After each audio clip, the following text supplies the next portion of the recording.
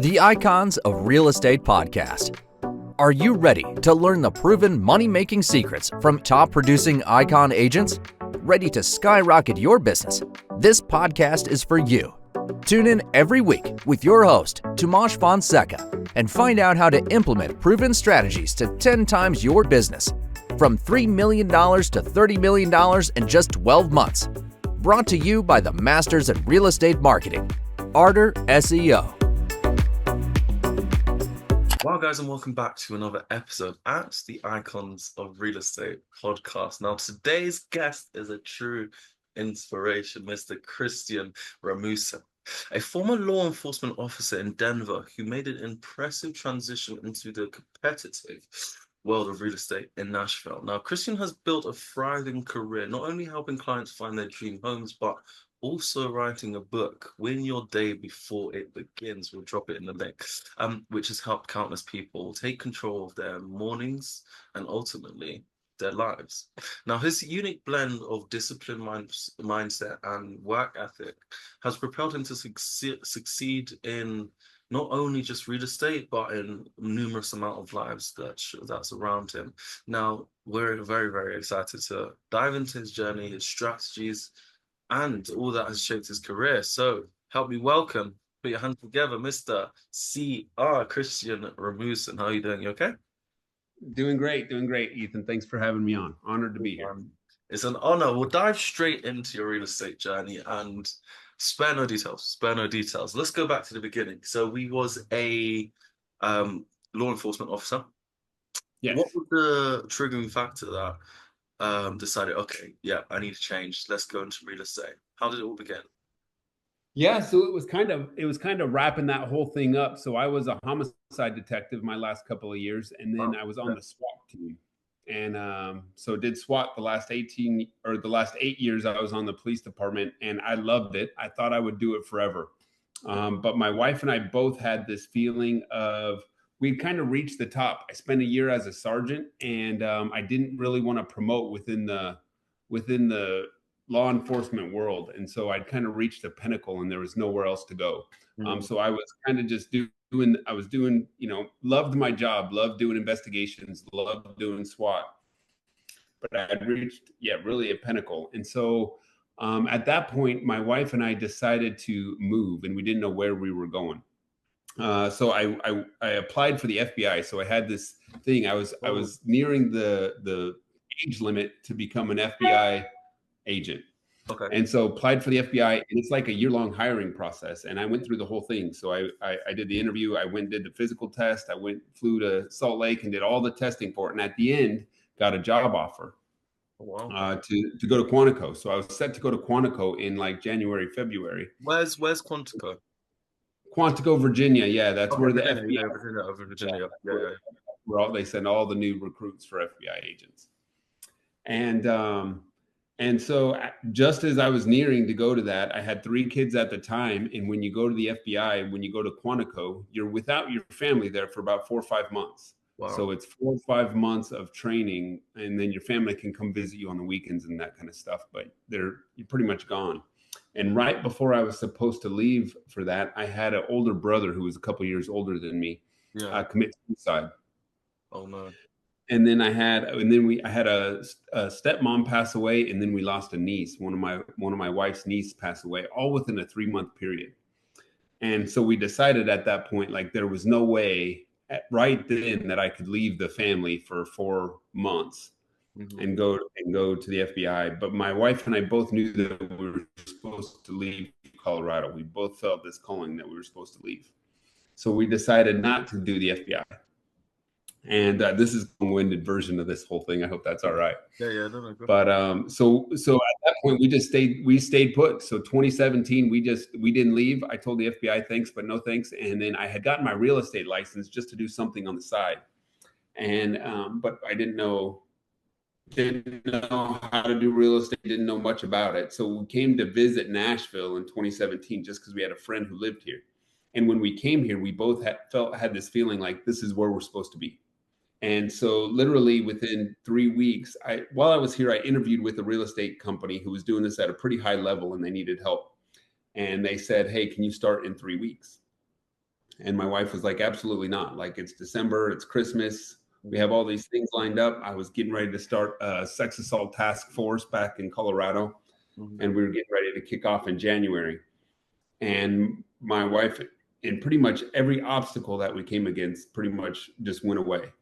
So 3 weeks later, I quit my job. I had been there for 13 years, quit my job, sold her house, packed up a minivan and a U-Haul trailer, and drove out to Nashville to start doing real estate. And I just showed up day one and said, what do I do?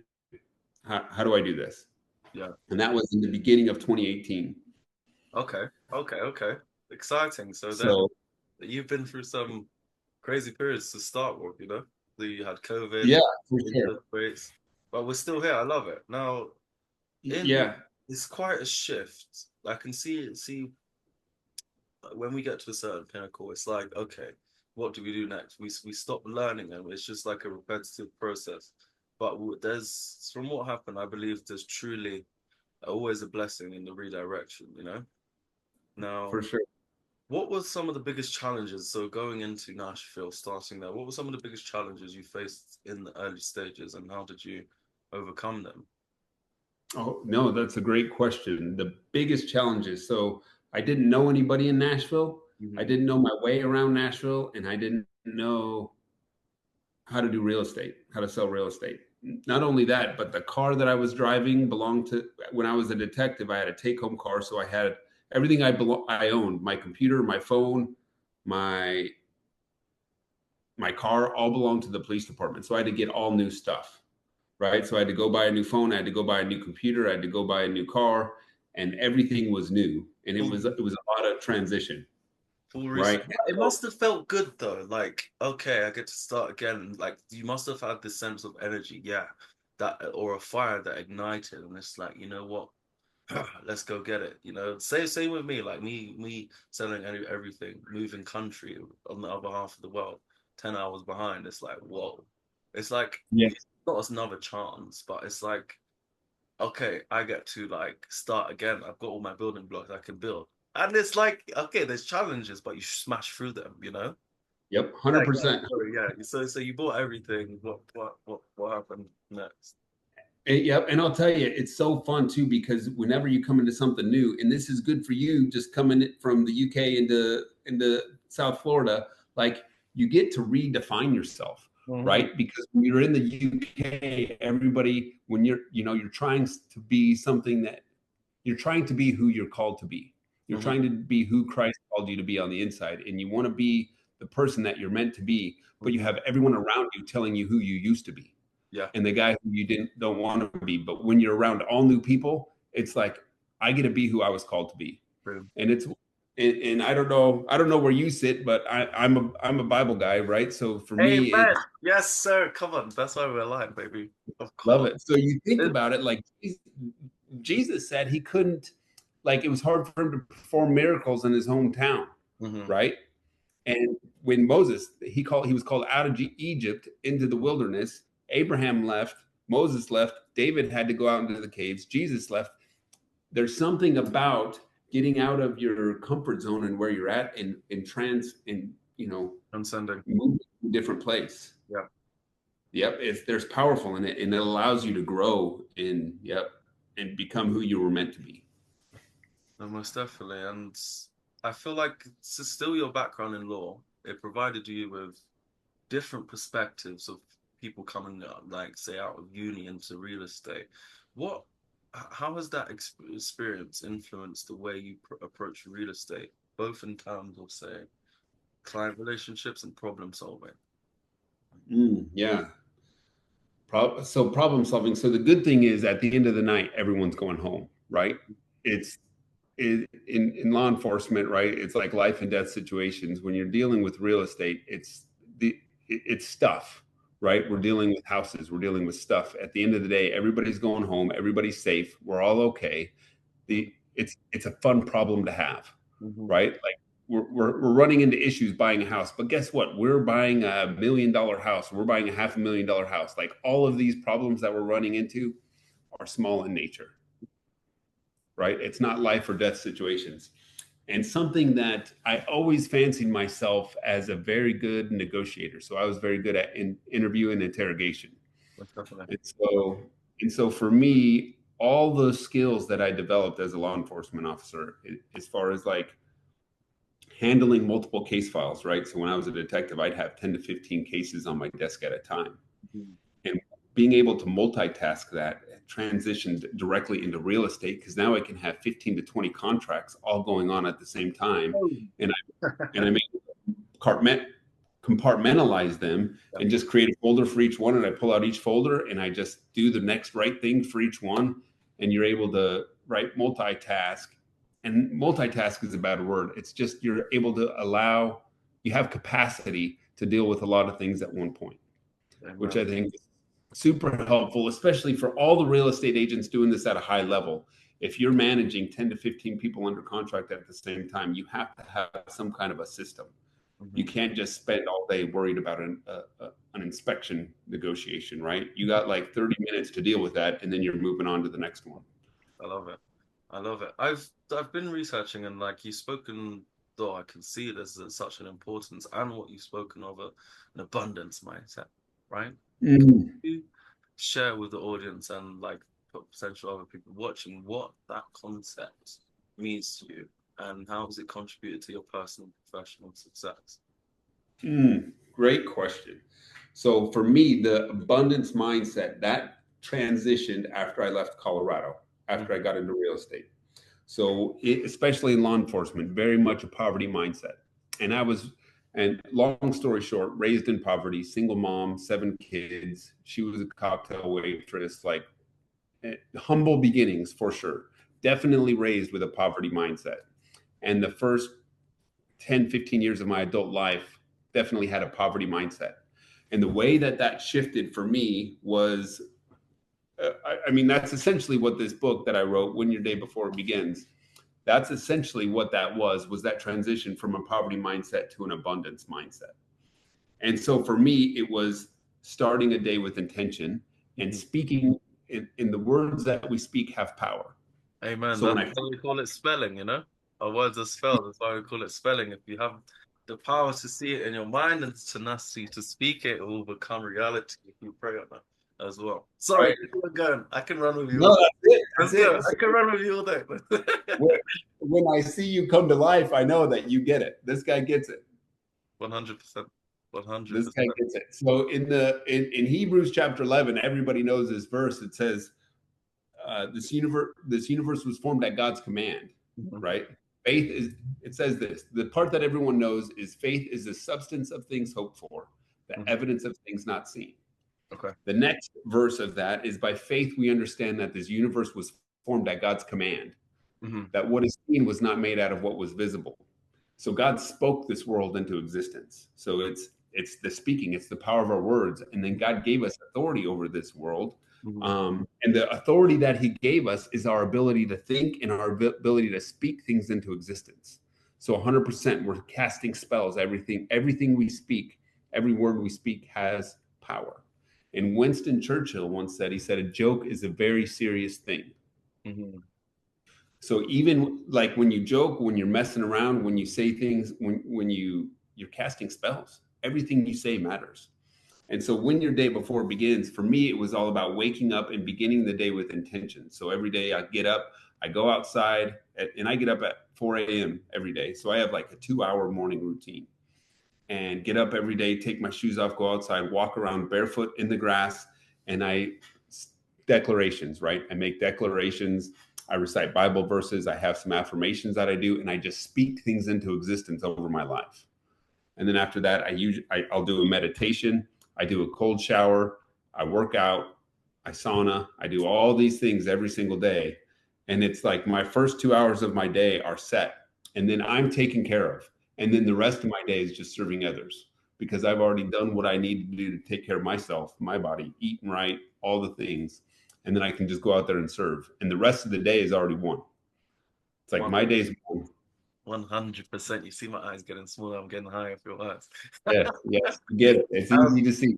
You answered my next 2 questions straight away. Like your morning routine seems a key parts of the day. and you already walked us through it now. Affirmations, meditation, and Bible study, they play big part in your life and my life too.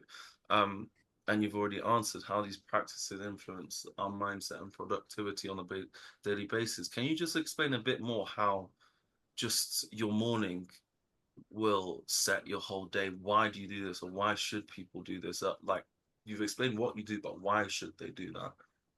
Why should they do that? It's a richer, fuller life. Mm-hmm. So if you look at The Rock talks about his anchor, Dwayne The Rock Johnson. I imagine you know who he is. He's an actor here, played football. Yeah, you got it. That was good, man. That was good. Yeah, he kind of looked like him back when he had hair a little bit. Yeah, so that was shaven off, maybe. Yeah, for sure. But yeah, he just talks about an anchor, and for me, it anchors my day. It's like once I do that, you have to take care of yourself before you take care of anybody else. Kind of like on a plane, you have to put on your own oxygen mask first before you put on somebody else's. Mm-hmm. And if you're not taken care of, if you don't have savings, if you don't have capacity, if you don't have things to give to others, then you don't have any capacity to serve. And so for me, I believe that everything that God gave us, all of our strength, all of our wisdom, all of our money, all of our talents, they were all given to us, not to be used on ourselves, but to be spent on other people. And anything I spend on myself is wasted.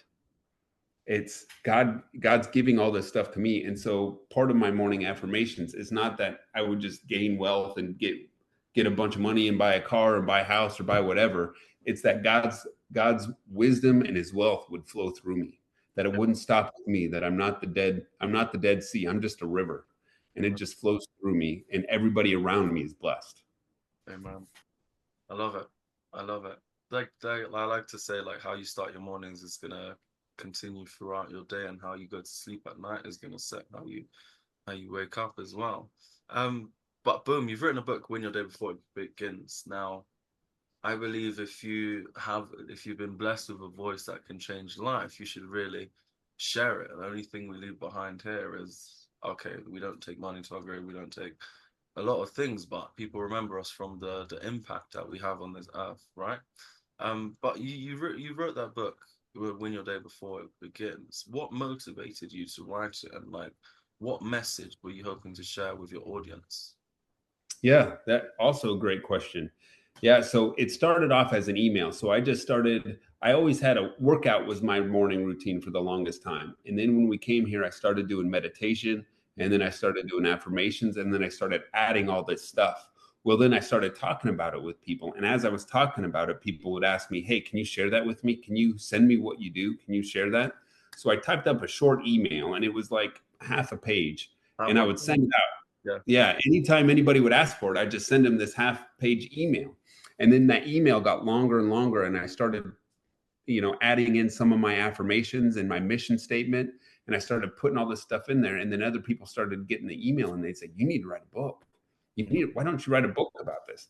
And my brother's like, "You don't need to write a book. You need to write a pamphlet. Like, you don't have that much to say." But yeah, so it just expanded and expanded, and finally, I talked to a friend of mine, and he said, "Yeah, we need to put this book together. Let's do it." And so we wrote the book, put it down on paper, and then I added some. So in 2020, at the end of this, I'll share this. At the end of this book, the last 30 pages, it's a short book. You can read the whole thing in about an hour and a half. It's a short book. But the last 30 pages are just conversations I had with God. So in 2020, I started writing down my conversations with God, and it became very real and very apparent when he started responding. Wow. Powerful. Yes. Giving me ideas. Yeah. Oh, it's so good. It's so powerful. I'm gonna get it. Is there a link to, actually we'll purchase put the links after, and we'll have another chat after. Yeah, I wish we were doing this in person. I just give it to you.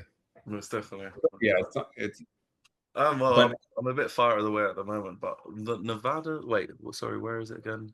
Nashville. Is that east? Yeah, no, that's Pacific, near the Pacific time zone, isn't it? No, Nashville's in Tennessee, so it's not far from Florida. We're probably 5 hours from Florida. Banging. It's So, it's yeah. pretty central. Yeah. Come over, buddy. But here, let's keep it moving. So, we've talked about how you transition, what it's been like, morning routines. Now, because balance. They say that a lot about balance is uh, maintaining a work-life balance, but sometimes we need to throw it out the window to get what we really want to. Now, with 3 young children and a busy real estate career, maintaining a work-life balance is essential. Would you call it essential? We don't know. Mm, How do you juggle your professional and family life while ensuring you stay grounded and productive? Great question. I would say I don't try to balance it. I integrate it. Mm-hmm. So I integrate my family into my business. So I admit when I first got here, like when I was out, I would take my kids everywhere. My kids, if I'm going to do work, one of my kids is going with me. So I would take my kids to closings.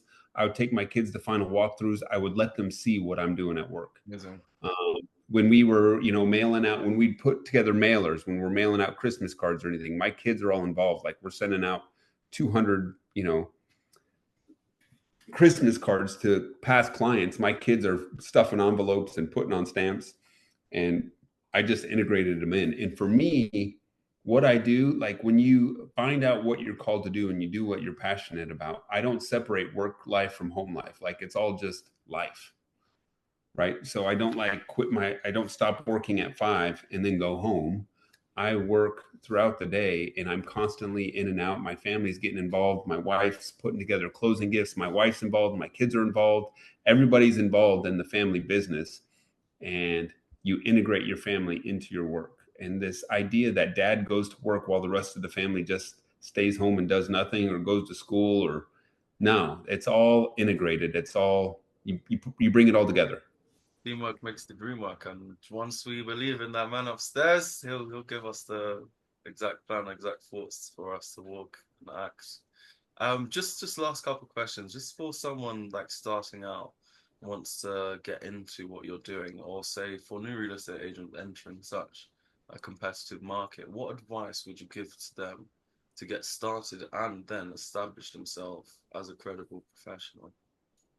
Love it. Love it. Great question.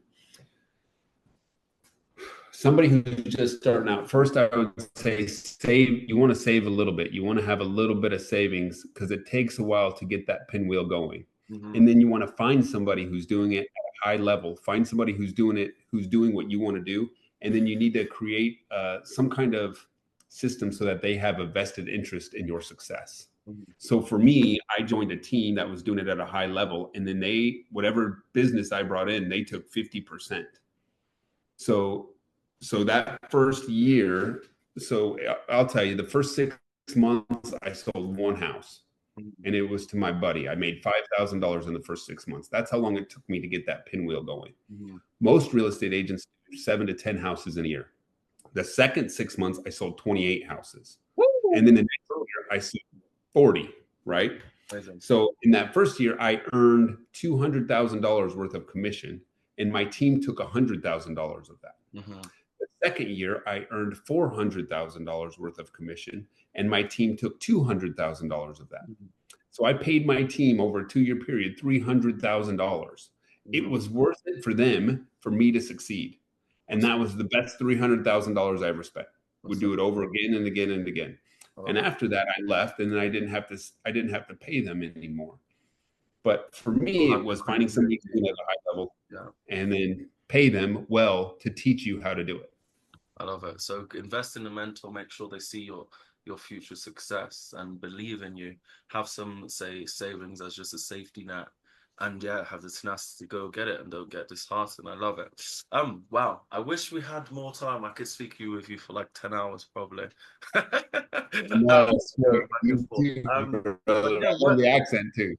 Oh no, thank you. Sometimes I'm with Americans in Florida. I'm with Americans all day. Some things I say that you'll start to catch. I'm starting to speak like an American man. But anyway, where do you go from here? And what are you going to do in the near future? Yeah, so super excited about this year. So my son is turning 18, so he's going to start showing houses for me come June, July. Super excited about that. And just expanding the business. So we kind of revamped our business last year. And I, like, for me, marketing, social media, don't love doing social media, that kind of stuff. And so last year I partnered with a guy who does real estate, and he does social media at a super high level. So we started recording together, and I'm super excited about our team and where our team is going. And we just leveled up. Like, it's been super fun year, and excited to see where we go. Last year we sold our record 98 houses, and so this year we're hoping to break 100. And I think we'll hit it. I think we're going to blow it out of the water. There's no thing. There's no ifs. There's no buts. We're going to do it, and God is going to bless that. I'm going to bless the journey too. Amen. But wow, one last final question. So here at the Icons of Real Estate, we're really passionate about making podcasting accessible for the whole world. What we can do is we create content and build relationships at the same time, and connect with like minds, and just share, man. Share.